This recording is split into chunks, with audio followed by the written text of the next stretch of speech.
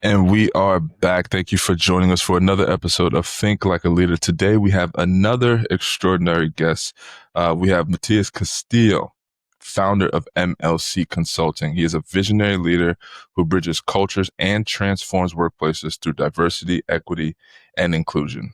With a powerful blend of cultural wisdom and strategic insight, he empowers organizations and communities to create inclusive environments where everyone thrives. Today, he's here to share stories and strategies to help you lead with purpose and impact. Thank you for joining us today on the podcast, man. How are you doing today?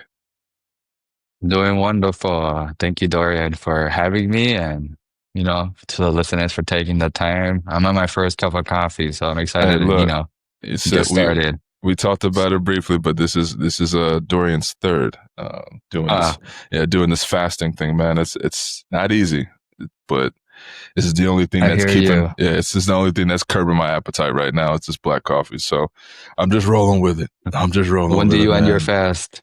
Today at 3 p.m. So I got some time. Ooh, Yeah, you got some time. I got You're some gonna enjoy time, that man. first lunch. Yeah. Oh yeah. Oh yeah.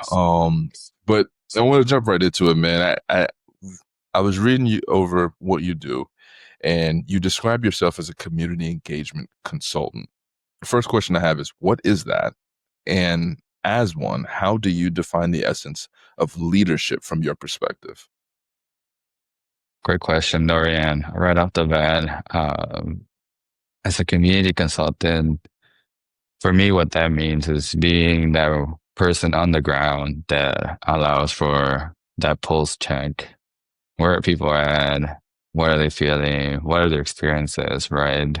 And being able to articulate that and tell it in a story that moves, CEO, founders, organizations, people that are trying to work with the community, understand, this is who we're talking to. This is our audience. This is the people. And I think the big essence of that work, being able to hold the space for community members to be vulnerable, be out their authentic selves, be able to share their stories, their experiences is a true essence of leadership in the sense that for me, leaders are able to draw out that authenticity out of people, draw out the real life stories and hold that space for individual. It's not just, the acting, the changing, the transforming. It's also the gathering, the mobilizing, the connecting people and being able to listen to them. So that's really where the leadership aspect for me is being able to hold that change for individuals and community members of diverse perspectives. Yeah. Also, well, I want to tell me how you got into that, though. Right. That Yeah, it's such a unique name of a something that you like I said, it's a unique name, right? And from what it sounds like is you are very much grassroots. You are literally at the events. Hey, what are your thoughts? And you're really talking to the community. You're not necessarily always around the CEOs. So how did you even get into that? What even started that? uh, great question, Dorian. I've always seen myself as a people person. Right out of college, I had two options. I studied political science and sociology, and really I was faced with the do I want to sell a product or do I want to sell a service Mm. aspect? And I wasn't much of a product, I'll tell you that. I've been in the nonprofit, the corporate world, all through that experience, and it's always selling a product, whether it was, as a banker, I'm selling credit cards, selling loans, or, Mhm. as a working at what was the name of the store? American Eagle House there, you're selling clothes. That's a I product. could never fit into anything in there, by the way. They Oh, always have the man. smallest cologned. Everything was cologne. That was like, man, I can't go into that store. I'm too big. Anyway, I continue. I'm hear sorry. you. No, it was a weird period in my life too, because if it was anything, if it was too big for me, I was skinny, I was like, man, this looks like I'm baggy. Um, but you get used to it, right? So as I was going through the flows of life and the different work environment, customer service definitely at the heart of me. But I love the part about customer service that was the people aspect. Yeah. So I'll go back right after college. I started working with MIT on this national project that was really fun because we were essentially bringing people together, talking about that post 2016 election and talking about things that really matter, right? Like what are things that are important to you in the community? What are things that you're struggling with? What do you wish to change? And it was a lot of that gathering, convening. So as a community builder for that, I was working in 30 different states, Wow. having conversation with people, having, being at events, recording them and creating this network. Fast forward to 2020, as you can guess, it's hard to get people together in person. You can't really do that. So we're doing it virtually. And long story short, the nonprofit work was essentially shut down because there was no ability to do that in person work. So brought me back to Madison, and I started doing this consulting, MLC Consulting, which are my initials, but it does stand for my three core values, which are mobilize, listen, and connect. Love that. And that's how I continue that work, in communities, with government, with nonprofits, the private sector, and bringing that community development, that leadership development, and then ultimately, Trojan horse and there the diversity, equity, and inclusion, but it all really Yeah. works together. No, it really does. And I want to know just from your, like, what in your, I guess, your upbringing brought that out of you, right? Was it a passion that you had to be around different people, or is it something that you just gravitated to because you were good at? What what exactly about community engagement is something that says I I feel this is what I need to do? Yeah, Dorian, as an immigrant to this country, the United States, community has always been at the heart of everything that my family and me have done. And I think around, my early days here in the United States, moved here in 2003, from Montevideo, Uruguay. And we really didn't have any family, right? It was my mom, my dad, my sibling, me and my two siblings. I'm the oldest of three. All of our family was left in Uruguay. And, we had that core group of people. So who became that core group of people here for me was essentially community members, right? Yeah. Getting to Wow. know people, getting to know folks that were at the community center, at church, at school, at different places. And for me, it was always like, wow, this is really great. I see them as family too, because in a way, right, like the people you're around you, it doesn't have to be blood related, but you start caring, you start seeing different stories, there are similarities in the stories. And for me, it was always around like, how do you bring people back together and create Yeah. that authenticity? And I was blessed with the fact that there was a very welcoming community in Madison, Wisconsin that brought me and my family in and got to know us. I got to know them, stories, and very diverse. I was presently surprised, there's a big Latino population there and this keeps growing, and not just Latina folks, and there's folks from all sorts of backgrounds and stories. And that was really the beauty. And for me, it's always, I love that aspect. I love being able to tell the stories, be able to hear Yeah. people's stories, but also provide that story, the space, the Yeah. mobilizing aspect of my business. It really is around that. How do we bring people together, whether it's through food, social, coffee is my favorite, Yeah. but being creative around that and being intentional, because soon after I saw, especially post pandemic, is people weren't gathering together. People were Yeah.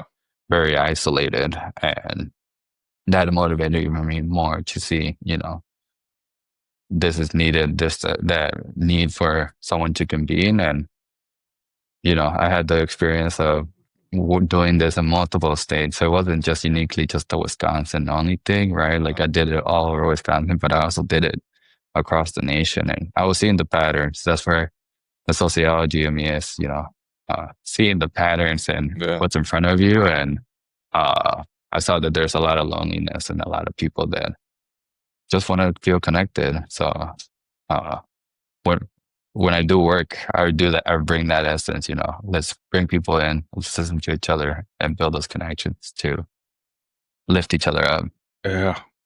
No, that's so true, man. I feel that relationships, I just had a conversation with a gentleman before we got on this call about how important relationships are. And I can't remember exactly what he quoted somebody, and I'm gonna go back in the conversation and look at it, but he basically said that human beings seek belonging. And when you understand that, like what you're saying is like it makes perfect sense as to why these types of community engagement situations are beneficial just to humans, period. I want to know inside your mind though, right? Because you're going into this as somebody that wants to make change, right? And you're going into communities in different places of very diverse. It's a very diverse background. What are you what are you telling yourself before you even get to these community events? Because I in my mind, I know I would be so nervous thinking like why would these people even listen or engage with me? What do I have to offer them?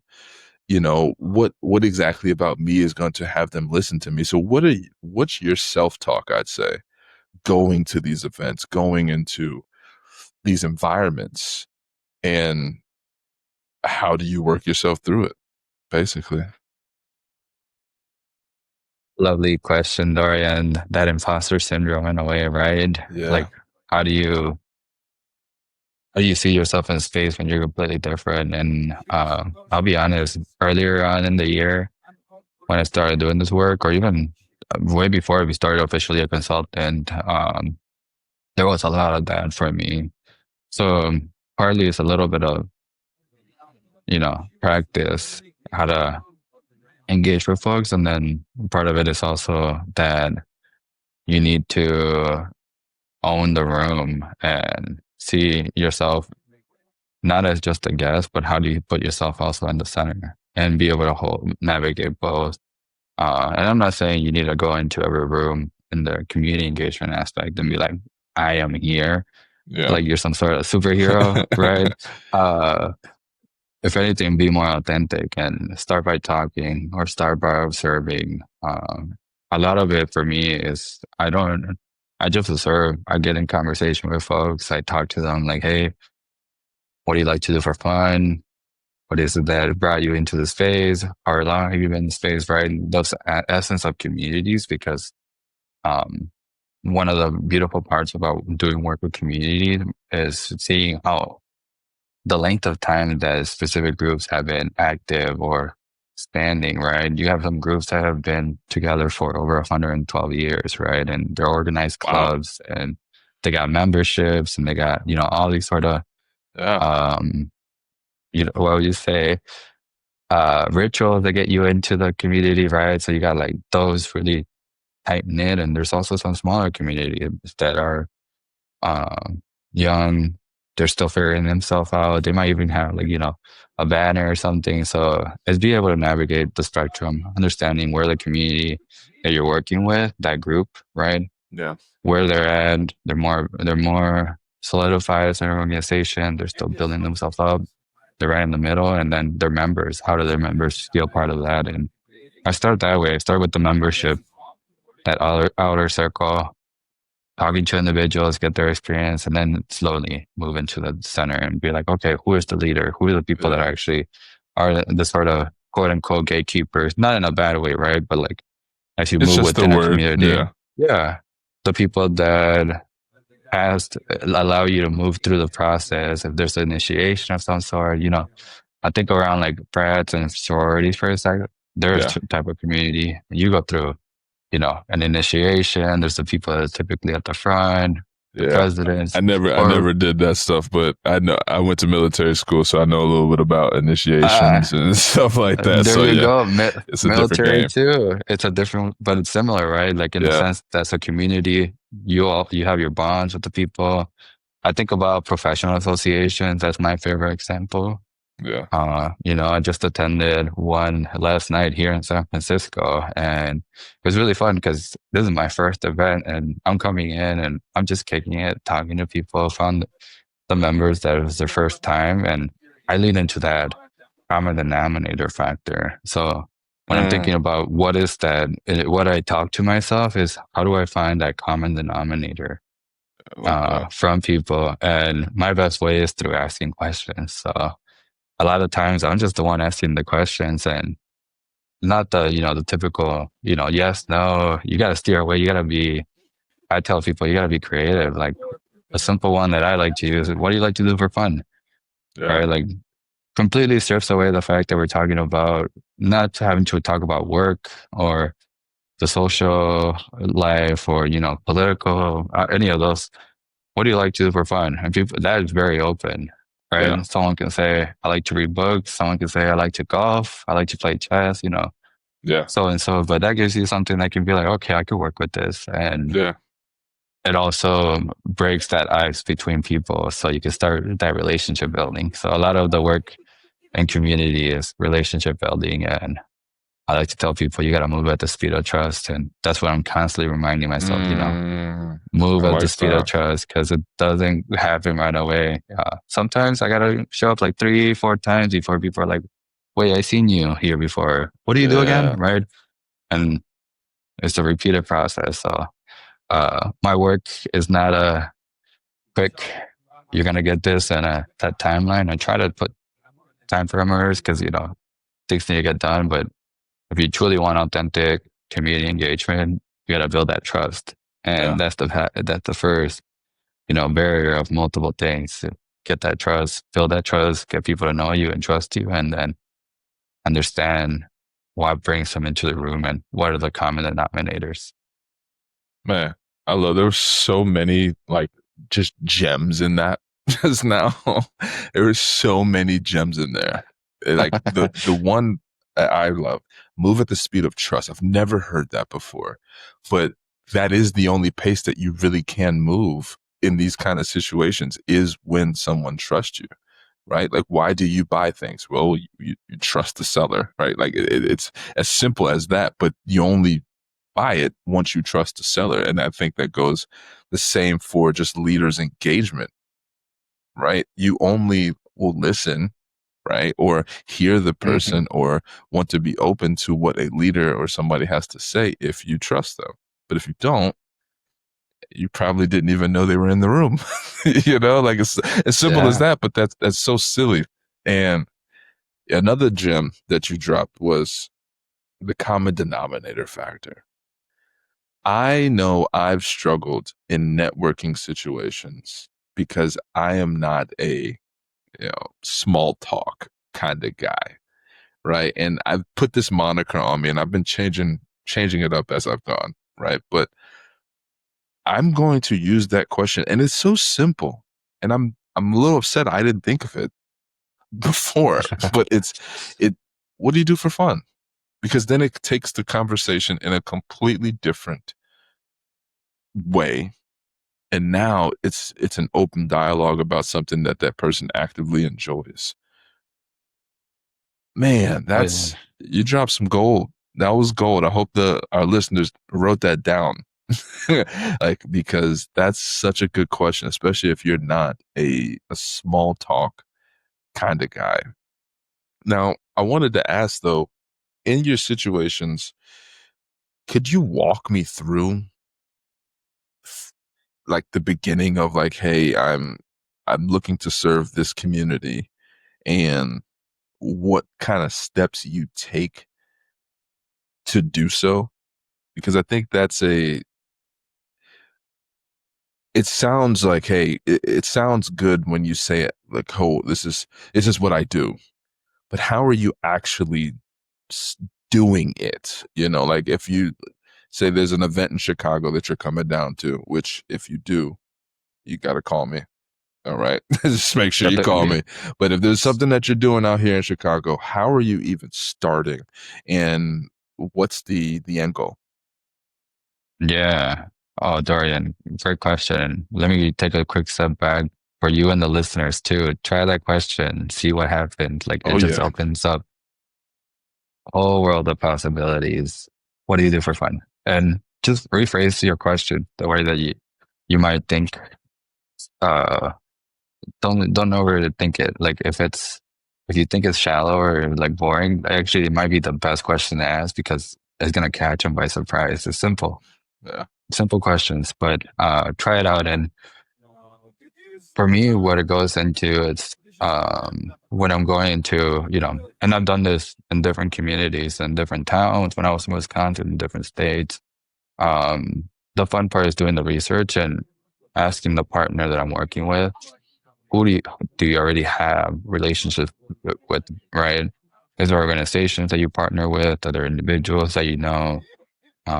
Going into again that common denominator. So when I'm going in, I know it's like, oh, I'm working with this organization. You guys have partnered with it. I'm hoping to help bridge, what are gaps that I'm seeing. So I can be that middleman in the sense that it's helping organization A and organization B come closer together. And there's a lot of research that goes there, right? The first part is, and not research, like, definitely I'm reading stuff, things that are publicated, websites, who's part of the board, who's part of the leadership.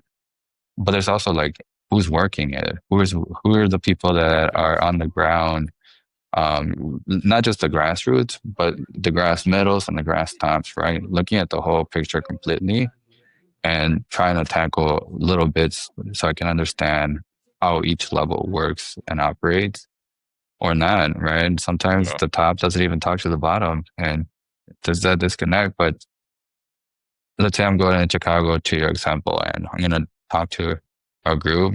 Um, there's a lot of light ways to introduce yourself, whether it's through an email, right? Technology is beautiful because you can find emails like, hey, my name is Matthias. I'm doing this. I hope to engage with you, or see you, or follow up in events after the event saying, it was great meeting you. I'd love to follow up on that conversation. If you're doing it, if it's far away like this, you can use Zoom. It's really well to do this sort of Yeah. conversation and build that community, but learn more and try to figure out more of like, okay, what do we have in common? And then focus on the differences. Um, like I said, a lot of times it's just listening. So when I'm in these rooms, I'm really just listening, seeing who's in the room, observing what type of comments are being shared, what's the message that's being shared, it's like that's bringing people together and asking folks like, another good one here, like how long have you been part of this group or organization, right? And that opens up a lot of doors because some people, like I mentioned last night at the event, I asked that question and automatically, funny enough, two people that were in the table with me were like, this is my first event. And I said, wow, this is my first event too. Found a common denominator and we clicked immediately because Yeah. now what I saw from both of the people in front of me is that they're feeling tense and they were like, oh, he's new here too? Great. I can Yeah. actually, like, they lower their guard. And it was really funny to see it in real time because and then we were just talking like, okay, what Yeah. brought you here? What are you looking for? What opportunity? One gentleman was telling me, I'm looking for a job. So I heard about it, came to check it out. The other guy was like, I just like to network. Never really been to this. And, you just start talking. So Yeah. it's just having that good opening common denominator question, whether it's what do you like to Yeah. do for fun or what is it that brought you to the group today, right? Um, Third thing I tell myself when I'm going into spaces is just look at where your feet are, and your feet are in the same spot as all these different people. So Mm. the best thing you can do is look at something around because you can all experience it together. I'll throw this one like if you're at a gala, for example, the centerpieces, great conversation starters, and Yeah. oftentimes overlooked because you can be like, "Wow, this is a great centerpiece. Look at those flowers," and someone would be like, "Oh, those are my favorite." Boom, if it's Yeah. roses, you like roses? Tell me more. Why is it like open that curiosity factor into it? And it opens doors for people. Or, oh, I know who made them actually. It's my cousin. And you'll say like, Yeah. oh, how did your cousin get engaged? And because it just works like that. And you gotta see things that also people are seeing with you and naming it. to be make it fun. Don't look at the forks, right? Like these Yeah. forks trash. You might get a good conversation, maybe. You see, you gotta work with what you got, right? But try to see the room, try to see where your feet are. This is a nice glass here. if, Like if it that's works for silly. you, I mean, hey, but try to go for a little bit more of like what's standing out because there might be some intentionality behind Yeah. that piece, right? Someone organized the event, someone saw this vase or this florist or something, and they're like, "Oh, we gotta go with it," and it can open up a whole new conversation, a story, and a relationship ultimately. That's that's such an awesome skill. And I don't know if you agree with me when I say like question asking and curiosity being a skill, because you've just given me an entire new frame of how to engage with people I don't know, right? Because now what you do in these rooms, and this is what I'm grabbing from you, right? Because now we kind of turn this into like a networking conversation in a way, right? But it's community based. It's getting to know the people around you. And how do you get to know the people around you? Well, you talk about things that they like or that are common. And I love the centerpiece idea. I'm glad this is recorded so I could re-listen to this again because I've never like again, I guess I'm just wet behind the ears when it comes to networking, but I've never thought of you were all in the same place. Let me find the one unique or two unique things and just give my opinion on it and see what other people think. Ah, it's a beautiful centerpiece. I love the flowers on it. Ah, so do I. Oh, what do you like about those flowers? And then boom, now you're into, man, Mathias, you just gave me And something. That's why I love this. This is that's I'm awesome stuff, glad. man. I'll share this Um, other example yesterday, if you don't mind, because it yeah, was really no, funny. please. Just putting it into practice. We were at this mini golf place, 50 Pup, I think it's called, Okay. and they're showing like golf. It was mini golfing. I love mini golf. It was fun, actually. I scored I my hole suck, in but I one love it yesterday. too. Uh, luck, pure luck. But I literally asked the question. I was like, "Do any of y'all golf?" And that sparked the conversation immediately because one of the folks was like, "Nah, but I run by a golf course and I see them like play. It looks fun." Another one was like, "I only mini golf," and then the third guy was like, "I golf like back in college, but I like to do like the driving range." Right? All three Yeah, different answers, but it's like golf. That was the count because we were at the mini golf place, and you just look at it like, "Wow, this." You can use that as yeah, your conversation if you're, let's see, bowling, right? Or these events sometimes go into the setting, look at the settings, see like what brought people there and do they even engage with it? Sometimes they don't. They're just there for fun. And that's cool too. But like you can ask like, have you ever considered it? Or is this something you're passionate about? Or tell me a story. And like the guy that said I used to do it in college, I was mostly because there's no golf course where he lives. So yeah, where he used to live, there was golfing. Now there isn't. So that was how he got yeah, away from golf. But it opened up the opportunity because I was like, and then I said, well, we should go golf at some point, check it out. Uh, and that's really how it is. That yeah, relationship building. You don't need a force. It's just really that piece you mentioned, Dorian, the curiosity. yeah, If you lead with curiosity, you're going to open so many doors. And that's really where I've found uh, I joke sometimes that C in MLC means connecting, but it also means curiosity yeah, sometimes because it's a good value to kind of lead in and build those relationships with individuals, regardless if it's community, a manager, a CEO. Like it's just these questions that I'm asking can be transferable. It's not just for networking. Anywhere you are, a group, uh, a team you're leading, maybe you're doing a presentation, try it out to the yeah. listeners, to you, and see what wonders it sparks. Ah, man, I agree. I want to ask though. I want to jump in more into the MLC because I loved how you put it, and I know they're your initials, but I tell me the process that you went through, one, to get that MLC, what you have it stand for, and two, how do you work it like as a framework for these community engagement situations or who you work with and who you consult for? How are you engaging those three values? Because I find it to be really important. Yeah. With my clients, that's really where it gets the fun part and also the tough part because you got to make sure when you're doing the mobilizing, the listening, the connecting, oftentimes that can lead, if it's not done correctly, it can lead into extraction. And you're extracting from community members, right? Going into the conversation. You want to learn about X. Okay, we can talk about with the Latino community and talk about X, whether it's, a product or something. But I think something that really, there's a number of values that go into the work. And one of the big ones is that reciprocity, not just the reciprocity between me and the organization, right? Like that's the paid service, but the reciprocity between the organization and the community, right? That's the, what are both parties getting out of this? That is not just, organization A is going to go to community B and organization A is going to get all these Yeah. golden nuggets, all this market, information, because that's extracting. And the work that I do is more on the how do we lean into that reciprocity. So if it's the connecting, right now, community B has ties to organization A, whether it's, I know who works there or great to know people, or is it job opportunities for the community? Let's say we're working with government, for example, because that's a good one that oftentimes tries to do that engagement, but they're not the trusted messenger. So when you're working with a trusted messenger, right, like what's the give get?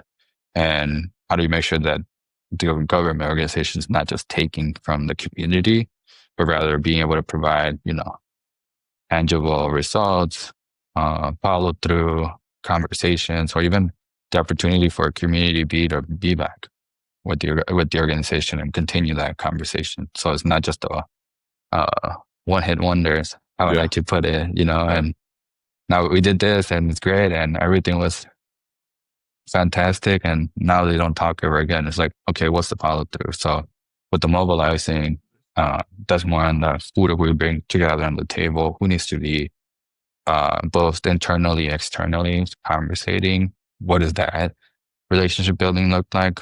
Great. Once we figure that out, the framework works into the listening. How are we listening to each other? Who's facilitating the conversation? It's not always me, right? Sometimes it's I'm bringing someone in from both parties. They're talking. I'm facilitating that conversation to see how the bigger conversation is facilitated, or how do we bring people that are the true trusted messengers into the table. And then the connecting piece is once we're all together, who are the connections that need to be made? Who should we talk to? Who? What else can we start exploring? And then how do we all wrap it together? So again, there's a follow up at the end that allows us for that transparency to come. So for people to know, okay, these are the emails of individuals. If I need a question, especially in government, right?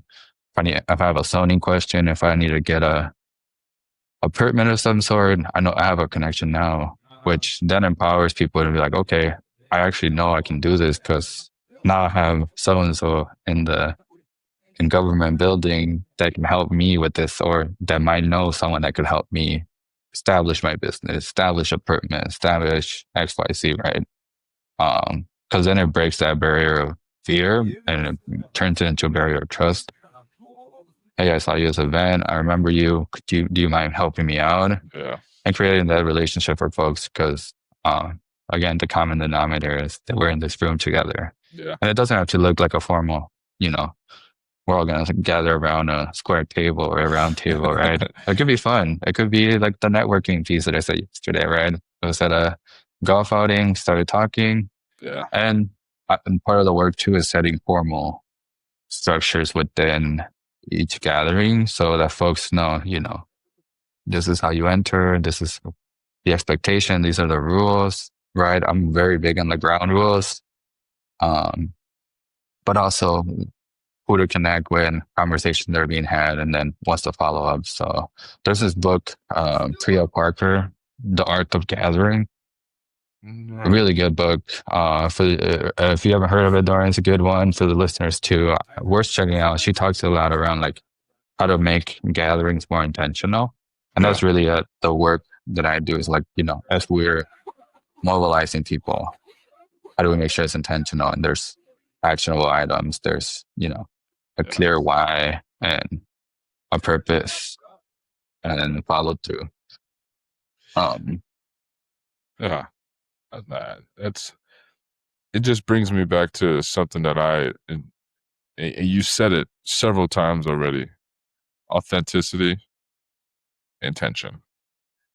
I think those are two yeah. words that are overlooked. Not just necessarily with leadership, just but in life.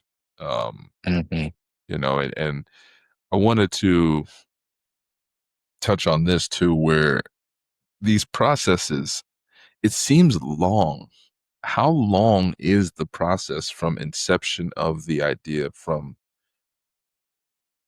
your client wanting to do this thing, and how long does that process typically take? And are there ever any like fallouts where you do the engagement, you do the things, you do all the right stuff, but nothing does work, right? The follow up does end up being falling short. Like, is that rare in your work, or what would you say to that?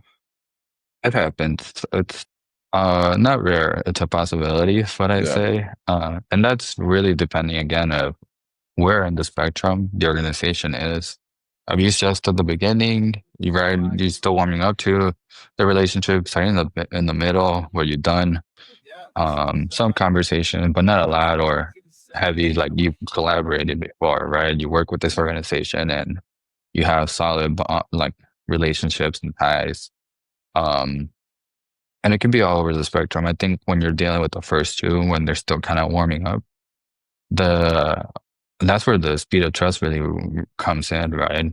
You still need to sit in the rooms. And there's multiple ways that encourage organizations or even government that are trying to lead with um, work with different diverse groups. And it's really like, monetarily works. Right now, in the time that we are, you can donate money to the nonprofit, to an organization, be like, hey, I want to sponsor this and I want to send a couple of my people so they can just be part of the event.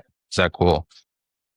That's great. Isn't it? Yeah. I've never been seen an organization not going to say no because then you're breaking that barrier. You're making that first conversation, that first step to say, I would actively like to be part of this and I want to support your mission, whatever the mission is.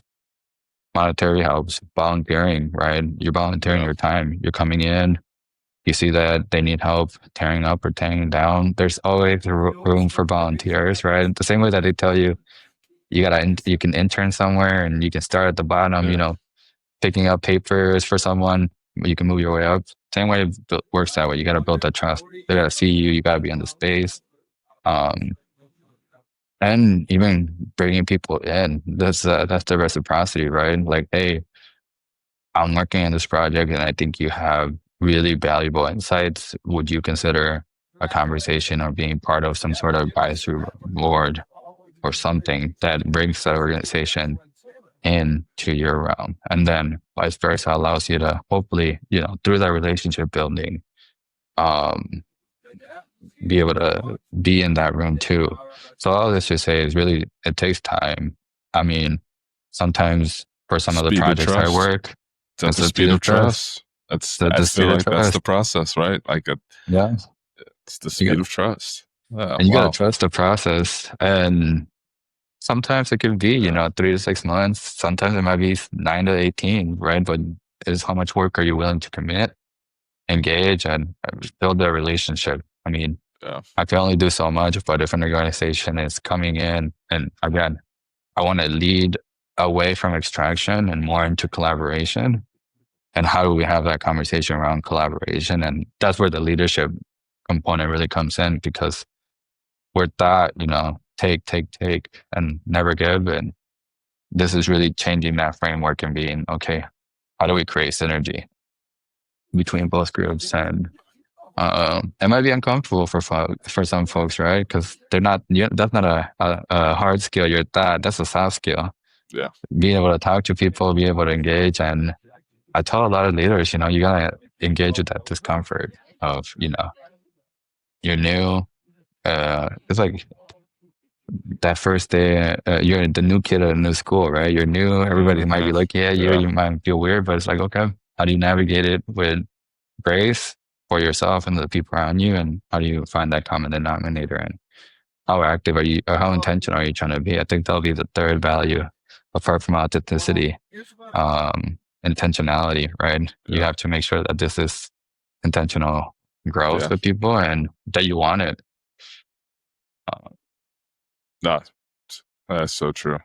That's so true. And I hope our audience hears that, right? Because I know I talk about that a lot in our pod, and the understanding of how important it is to be authentic as just one as a person, which it's very hard to do in the world that we live in today because of this facade that most people put on, and you got your socials, you got your LinkedIn's, you got your Instagram. Like it's very much, it's so easy to be fake, you know.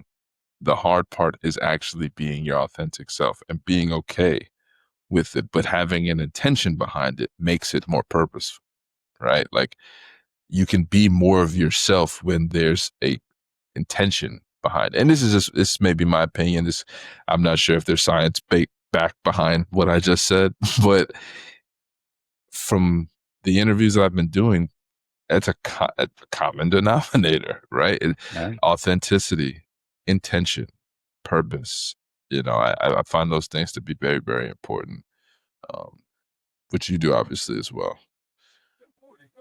I know I add to that. It's not always, it's all sunshines and rainbows. Sometimes it's rain, right? And Yeah, there thunderstorms. are thunderstorms and personalities do crash. That's a good one, by the way.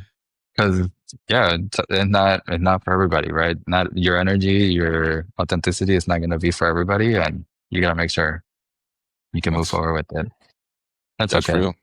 That's real.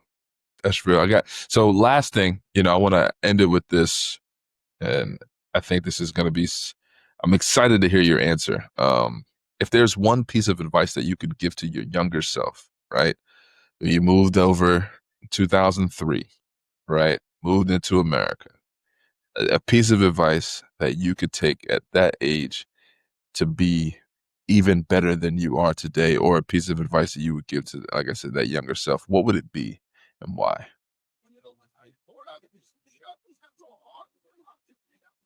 You have me thinking on this one. It's a good one, and I would say be your authentic self. I think I did fall into that facade at some point of you gotta be something else, and Yeah, I think be yourself. I love that. It's so hard to, though, in this world of people wanting to be all this other stuff. It is hard. It is tough, but thank you. Thank you so much for joining me on the podcast. I'm excited to get this to the people.